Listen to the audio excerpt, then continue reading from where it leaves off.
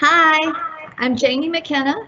I am the Instructional Technology Coordinator for Roanoke City Public Schools, and I'm excited to be back with you again today. This is our second parent university for Canvas, and today we're going to be able to share with you some of the things that we've learned from the past few days of using Canvas and doing virtual learning. I hope that you were able to start the school year with some great pictures of your students. It's a unique year, so I'm sure you're going to have some unique pictures. And I wanted to congratulate you on successfully completing your second day of school. So let's go back to the presentation and we'll go ahead and get started.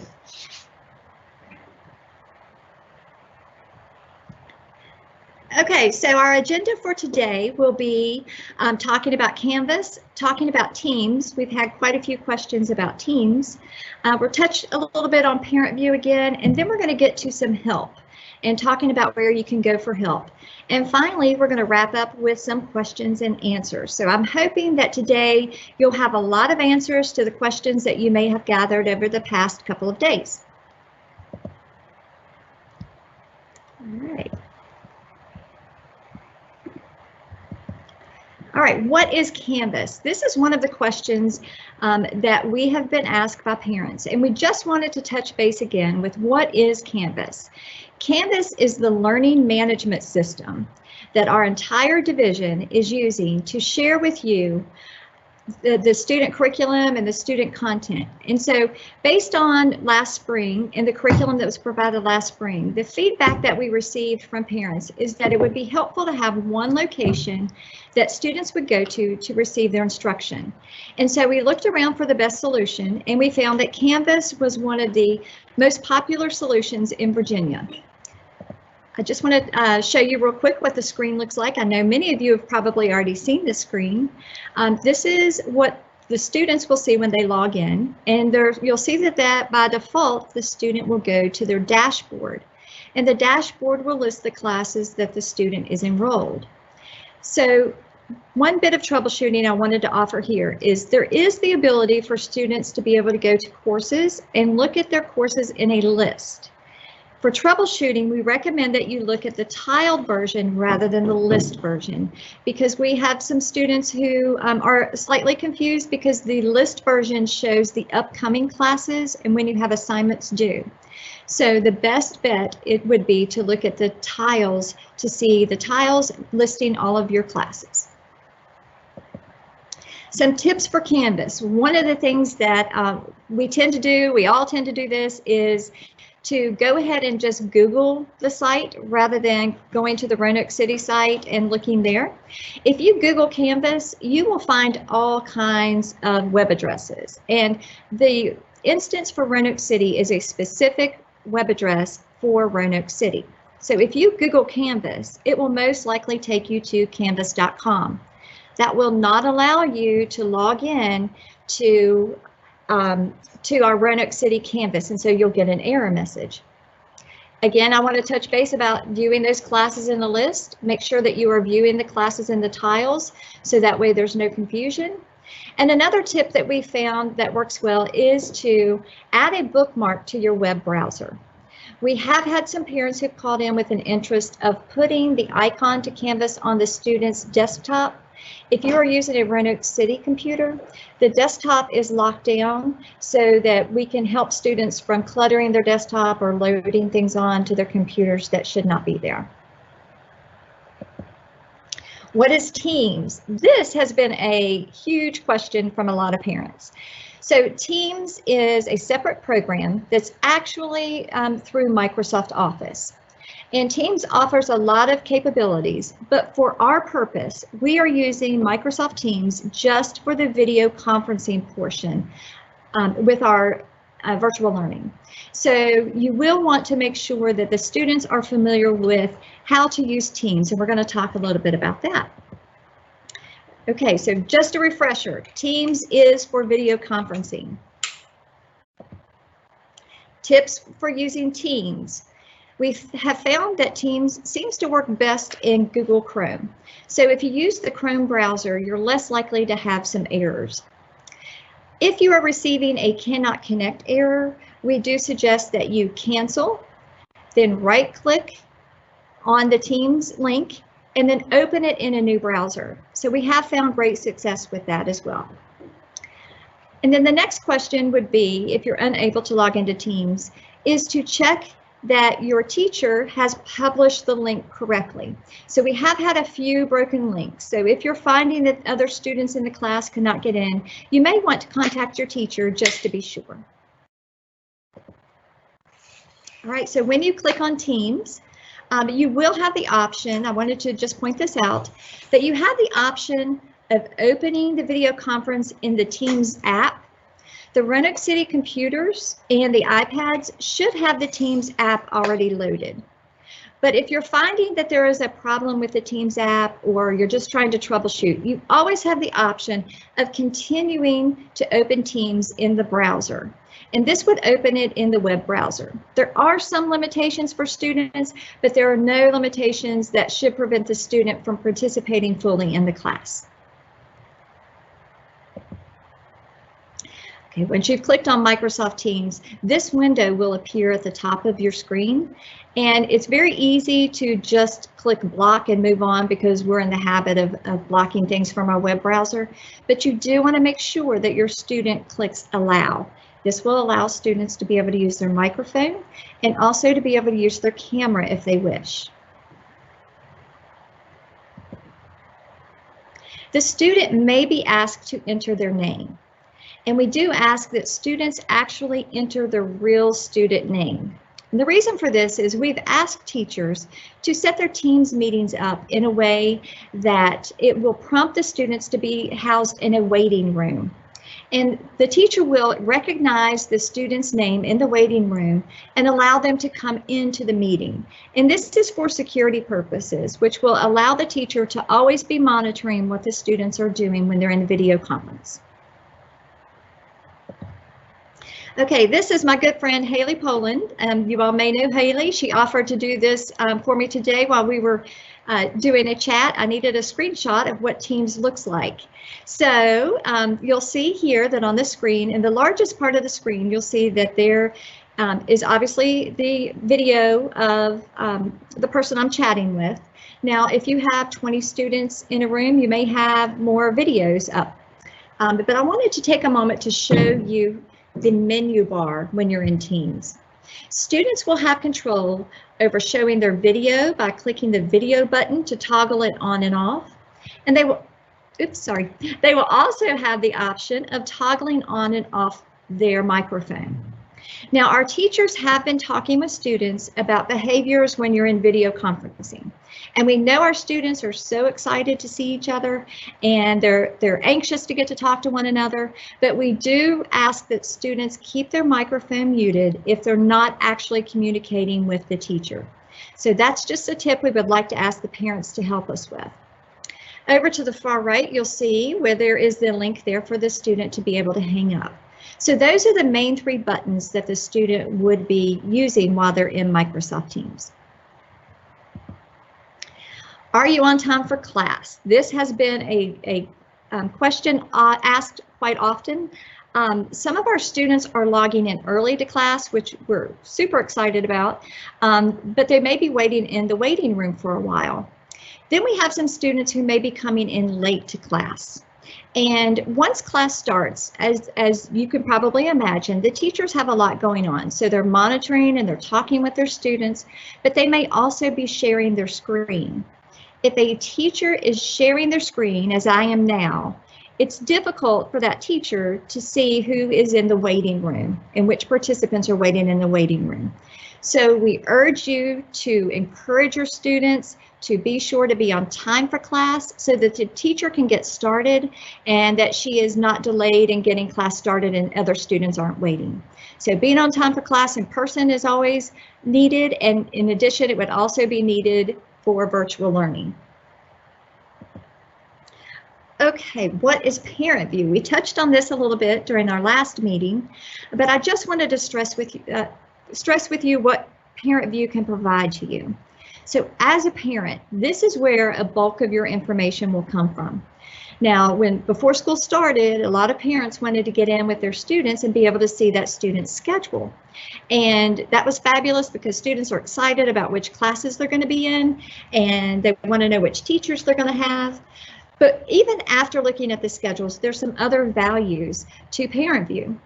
ParentVUE will allow you to monitor your student's grade. This is still going to be the primary source for delivering grades to parents and students. This is what the actual grade for the student is. So we do encourage our parents to have a ParentVUE account. Now, to have a ParentVUE account, you will have to get an activation code from your school. And the reason for this is we want to verify who you are as a parent to make sure that you are actually the parent of the student you would be accessing. So when you contact your school, if you have not already received your code, when you contact your school, you may be asked for some verifying information to confirm you are actually the parent of that student. And that is entirely for your security and your safety. So we appreciate that you are creating your ParentVUE accounts, and we will be able to communicate some information with you that I think you'll find valuable. Okay, so usually I like to start a presentation with where can I get help? But we wanted to start off with some definitions in the beginning and some tips. So now I want to talk a little bit about where you can get help. And we talked about this last Thursday, if you were on the call with us at the first Parent University for Canvas. But some things are evolving. We're all learning a little bit. We're learning from each other. So I just wanted to touch on this once again. So let's look at the teacher role. So there are some things that you may be questioning, or you may have some questions about, or may not be working properly, that you might need to contact your teacher. So if you have an assignment that's not working properly, be sure to email your teacher, or if you're in a video chat, to let the teacher know there. If you have some questions about maybe a class is not showing up that you think that you are enrolled in, you can always email that teacher to ask if you should be enrolled in that class. And if you have any difficulties accessing your class, your first line of defense would be to go to your teacher, send them an email, let them know you're having difficulty, and they can help you with some troubleshooting. If you see this graphic right here at any time once you've gotten into Canvas, this is a graphic that lets you know that you'll want to contact your teacher to be able to access that information. And your teacher will be happy to help you with that. An email is always a great way to reach out. Okay, so for the schools, some things that you might contact your school for. As a parent, if you're having difficulty with your parent account, your school would be able to help you with that. Now, we've had some questions come in from parents where they try to create their parent account and they're getting a message that that account already exists. If that's the case, if you find that that's a problem, there is a forgot password link on the login page that should send you information to be able to reset your password for your account. Some other things that you would contact your school for is the loaning of equipment. So if you need equipment, the schools will be able to help you with that. So just to touch base on this once again, if you are working in ParentVUE and you would like to actually create a ParentVUE account, you need an activation code, that's a great reason to contact your school. All right, so let's look at the Department of Technology. So in technology, we have had a lot of people here helping out with the phone calls that we've been receiving. And I have to say that this has been the nicest group of parents that we have had the opportunity to work with. It's been a great time. We've gotten to know some parents this way. We've gotten to know some of the child care centers this way. It's been fabulous. Primarily, the reason you would contact the Department of Technology would be if you have a hardware issue, and we can help you with switching out those devices. If you need assistance with internet access, if you do not have internet access at home, we can help you with that. And there is a phone number listed below that you are welcome to call. I apologize for any calls that might have been delayed in being returned. As you can imagine, we had with having a phone call out published, we had a lot of people call. But again, we really appreciated your patience and we enjoyed talking with you. Okay, so Department of Technology, we've had a few computers that would need to be repaired already. And so I just wanted to let you know that we do have what we call as a grab and go. And the grab and go is every day, the remainder of this week, Monday through Friday. And you'll see the schools listed below as to where you can go if you're having difficulty with your device. And we will either try to repair the device there on site, or we can give you another device to pick up in the meantime. Now, most of you hopefully would be able to arrive between the 12 and 1 o'clock, but I know that some of you are similar to me, we're at work during the day. So we wanted to make sure we had an opportunity for parents who may not be able to come to the lunchtime grab and go. So we do have a Thursday session that's at either Patrick Henry High School or William Fleming High School. You can choose the location of those two. And we will be on site from 5 until 6 p.m. All right, another tip. This is some of the calls that we received that we thought might be helpful to share with you in this video. So students do need to use their entire email address to log into Canvas. And you will see here that at the end of the word student is an S, so it's actually the word students with an S on the end. So once you get into the habit of doing this, it'll be easy to pick up, but just we wanted to bring that to your attention. If you're having difficulty getting logged in, just make sure you have that S on the end. All right, where can I find parent resources? We have those resources posted on rcps.info. So again, this is a slide. If you joined us last week, you probably saw this slide. At the top of our screen, you will see that we have the Parent View Student View link. And then you'll see I have circled here students and parents in the menu section. And we have listed the links for Canvas in that area. Also, because we know these are areas that you're going to want to look at quite frequently, we've put those in the quick links on the main website. So you'll see we have a login for parents and we have a login for students. Just a special note, the parent login goes to a different web address than the student login. So if you're having difficulty, you may want to double check that you are actually logging into the parents link and not the students link. And then we've created a page that we're adding resources to as we find things that might be useful to parents. And that is our parent resources for virtual learning. And the page looks like this. And I want to point out at the top, we have 3 buttons. We have a link there that goes to Parent View. We have a link that goes to online forms and registrations, which we're really excited about. Keep in mind that the online registration and forms will require a Parent View account. And then we have our Canvas Observer. And the Canvas Observer is going to be for the parent account. And the value of the parent account as the Canvas Observer is just so that you don't need to use your students' login to see what upcoming assignments are.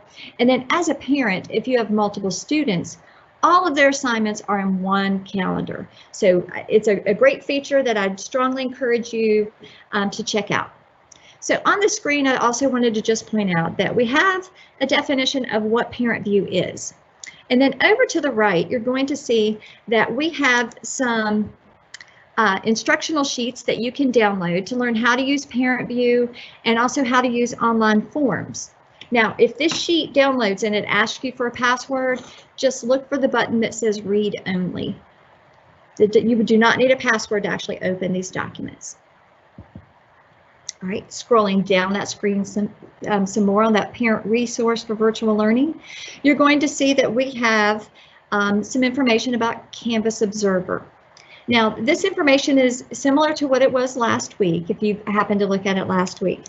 But at the request of parents, after our last week's Parent University, we did add some documents at the bottom for downloading instructions to download the Canvas app on an Apple computer and also how to download for an Android device. So the links to the documents that give you those instructions were added last week. One thing I want to point out, we had a few questions about which of the which of the Roanoke schools did they choose, should parents choose? In that document, it shows you, highlighted here, that it is Roanoke Parents Virginia. Now, the reason for that is there is another Roanoke City, and actually this other Roanoke City is a customer of Canvas. And as we talked about before, there are a lot of people using Canvas. And so we wanted to put VA at the end so you would know which one was Virginia. The link there at the top that says Roanoke City Public Schools, Virginia, that's the link that teachers and students would use if they wanted to download the app. Now remember, we talked about the parent URL is a different URL than the students. So this shows here that the students would actually not choose Roanoke Parents, they would choose Roanoke City Public Schools, Virginia. Okay, so now we are ready for the question and answer portion. And my friends are here. I've got Dr. Drury, I've got Karen Snyder, Susan Morissette, Mr. McLeod, Britt Simmons, and Tony Pack are all here. So there's a big group of us here. So if I can't answer your questions, I will definitely look for the person that can help us. All right, can two parents share an activation code, or does each parent need an activation code? I'm so glad you asked this. This ties into a question that we had for an expired activation code. Each parent will need their own activation code, and you can only use that code once. So make sure that when you have your students logged in that you get the code from them for each parent. So that's a great question. How can I check to see what assignments are due that day and if my child submitted them? So for right now, we have it set up so that you can see based on the calendar what assignments are due that day. We are looking into the feature that will allow you to, as a parent, to be able to see the submission of the student. We do not currently have that turned on, but we will get that fixed soon. How does a student access Student View? What would be their username and password? That's another great question. So we ask that the students reach out to their teacher, and the teachers will be able to gather a list of codes for each student, because just like with the parents, the students would also need to use a code in order to access Student View. And again, this is another security feature that we have in place so that we're ensuring that it's actually the student who is creating that account. And so the teacher would be able to help the student with accessing that. Okay, so we have a question here of what happens if your child's schedule is wrong. I have Dr. Drury here, and she is available to answer your question on this. So we're going to switch spots real quick, and I'm going to hand it over to Dr. Drury.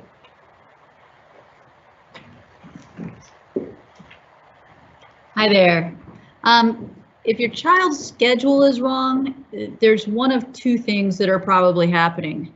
One, if you've already requested a schedule change and you have talked to your counselor and the counselor has said, yes, it has been changed, it could be that it just takes an overnight refresh with our systems in order to make that change apparent in Student View, Parent View, Canvas, and on Teams.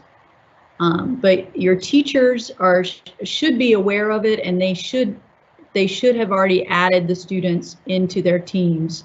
So your student should be able to get on. And if your student's not able to get on, it's okay. The teacher will be recording their time on Teams, and so you can go back and look at it at a later time. And they'll be available for questions at almost any other time during the day, so all you have to do is call the school and ask. But don't worry, it will be fixed. The other time is that if your child's schedule is wrong and you haven't contacted the counselor, I would encourage you to call your counselor and talk to them. Just call the school and ask for the student's counselor, and they will be happy to assist you in that. Another question that we've got is, it's hard to talk to the IT department. No one will answer and the inbox is full. Well, as Jamie said before, yesterday they had over 3,300 phone calls and with people to answer questions.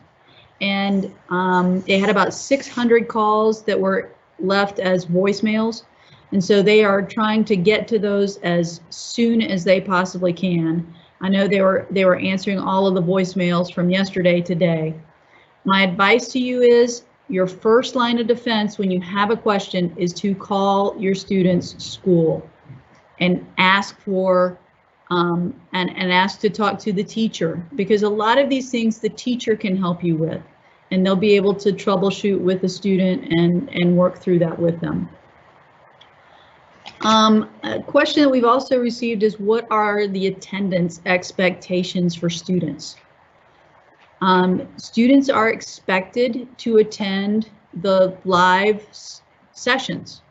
They should be there on time. If they get there early, again, the teacher is not going to let them in class early because they're still working with the class before. If they get there late, sometimes the teachers are already teaching and they can't really see who is waiting in the lobby. So make sure your child is on time to class. That's vital. If your student is unable to log on for some reason during the day to the synchronous sessions, please contact your child's school and talk to the principal, talk to the counselor, let them know why they're not able to. But what will happen is you'll receive a message at about 5 o'clock. It'll be a robocall, just reminding you that your child still hasn't logged in and that they have assignments or assessments to finish for the day. As long as your child goes in and does those assignments and completes the assessments for that day before the next morning, they will be counted present. But if the students are absent for multiple days, we still are counting absences, so they need to be in school and doing school at this time. Okay, the next question is, I've found that with 5 children working at home, there's some lagging with Teams videos. Is there any financial assistance for an internet upgrade? At this point, I would have to say that you really need to call our IT department. So if you call that 853-6070 number, they will assist you.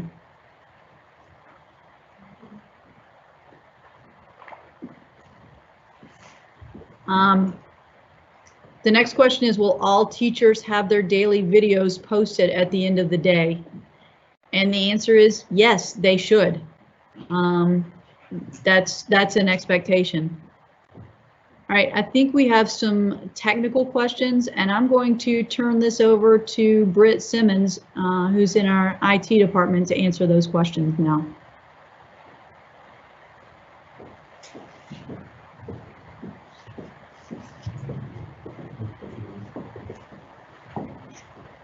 If you get back on, just remember to reassure people. This is the first week. We're still getting a new grade.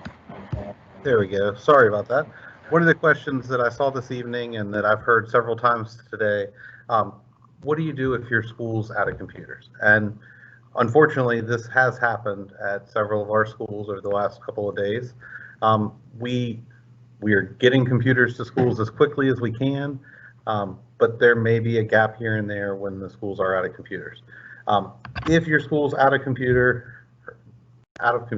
and you need a computer, go to the Grab and Go and check out a computer there.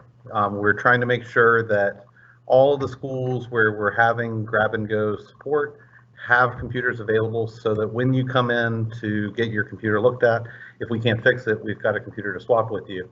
And at the same time, if you need a computer, you can get one right then. Right now, our top priority is making sure that every student has access to a computer and access to their instructional materials.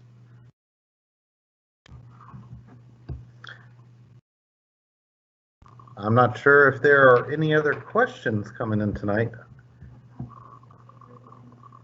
Okay, it looks like Dr. Drury is going to take it back.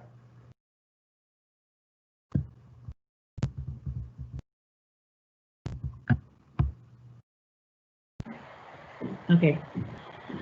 All right, I think that's all the questions that we have for tonight. I really want to thank all the ITRTs and our technology people for all that they've done throughout this whole time. They've really been amazing people. All of our teachers have done amazing things. But before I leave, I want to reassure you that we all know that this is a tough time, and that everybody's having issues. We are trying to work through those issues with you as best that we can, and we're hoping that by Friday we'll have all of the issues resolved as much as possible. But we are here with you. We are here in this the whole time with you, because we want your students to be successful. We want this to be a great year, no matter how weird it really is. But again, if you do have questions, the fastest way to get those questions answered is going to be to contact your school, contact your teacher, email your teachers. But there's always our hotline too. Our hotline number is 853-1000, and they can direct your calls to the schools as well if you need any other assistance. But at this time, I think we're going to say goodnight to everybody. This is being recorded, and so as soon as we can get it rendered, we will have it posted tomorrow for you, and you can watch it again and again and again to get those answers you may need. So I hope everybody has a great evening, and I'll see you next time. Bye-bye.